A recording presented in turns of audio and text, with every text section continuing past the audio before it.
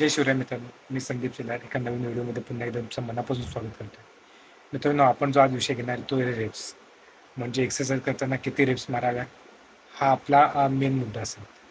बऱ्याचदा असं होतं की आपण वर्ष दीड वर्ष आपण जिममध्ये जातो, 2-2 वर्ष आपण जिममध्ये जातो. पण आपल्याला एक कन्फ्युजन नेहमी असतं की एक्सरसाइज करताना आपण किती रेप्स मारावे.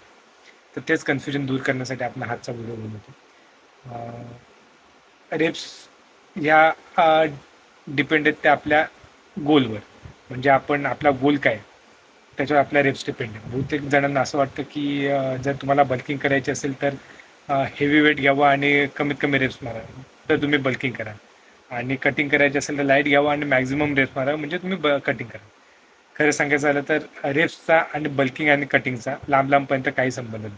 बल्क आणि कटिंग हा कम्प्लीट डिपेंड हा जो विषय हा कम्प्लीट डिपेंड हा तुमच्या डाएटवर. म्हणजे तुम्ही जर तुम्हाला बल्किंग करायची आहे तर तुम्हाला कॅलरीज सरप्लस मिळायचं आहे, आणि जर तुम्हाला कटिंग करायचं आहे तर तुम्हाला कॅलरीज डेफिशियट मिळायचं आहे. एवढं सोपं आहे सगळं. मग राहिला विषय हा रेप्सचा. तर रेप्ससाठी आपण नेमकं काय केलं पाहिजे, म्हणजे आपण किती रेप्स मारल्या पाहिजे.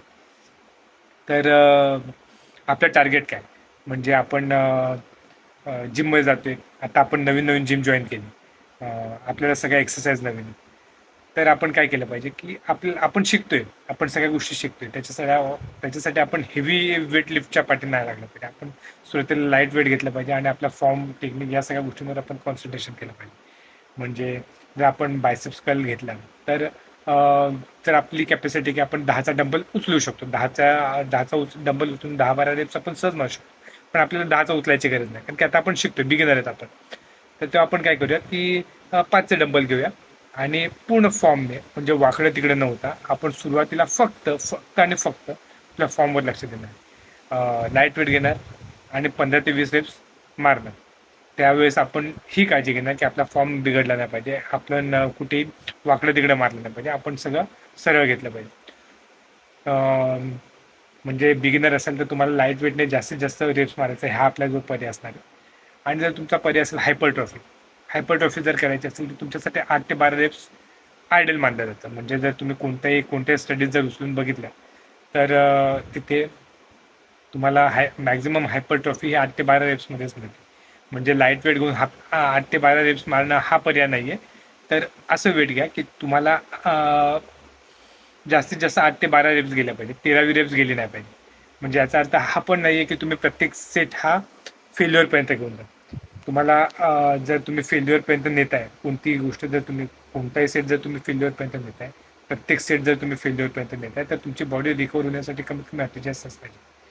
म्हणजे तुम्ही एक मसल हा तुम्ही आठवड्यातनं 2दा ट्रेन करू शकत नाही. त्याच्यासाठी प्रत्येक सेट हा फेल्युअरपर्यंत नेणे गरजेचं नाही. तुम्ही फेल्युअरला 2-3 रेप्स कमी पडतात यामध्ये तुम्ही करू शकता.